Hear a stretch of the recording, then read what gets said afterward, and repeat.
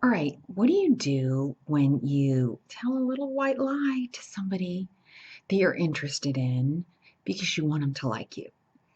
All right, well, this happened to our viewer, and she said that her favorite song was the same as this guy she has a crush on. He found out somehow and now isn't returning her texts. All right, when that happens, you got to own up to it. You really do. Just put it out there. Say, look, I was nervous. I wanted to impress you. That's not really my favorite song. I really don't even like it. This is what I do like. You've got to, because otherwise you look desperate, you look anxious, you look like you're trying to be someone that you're not. And I know that's easier said than done, but you got yourself into this. So you got to own up because otherwise he's going to wonder, well, what else is she lying about? All right. But so that this doesn't happen again, don't do it.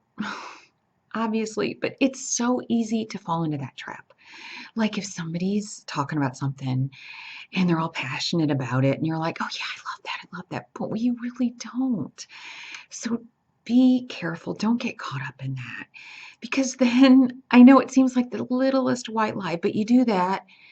And then they ask you a question about that. Oh, you love such and such. Well, what do you know about such and such? And you're like, I don't. You see what I mean? And honestly, they're going to respect you for liking what you do like. Even if it's not the same, it doesn't matter. You've got to be your own person. And in fact, I think a lot of the time, opposites do attract. You don't have to have every single thing in common. You don't have to like the same things.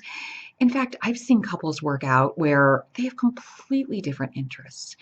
It's more about values, having the same values, and honestly, how they treat you. They've got to put you on a pedestal. So if this guy really likes you, he's not going to care that you don't like the same music that he does. Not at all.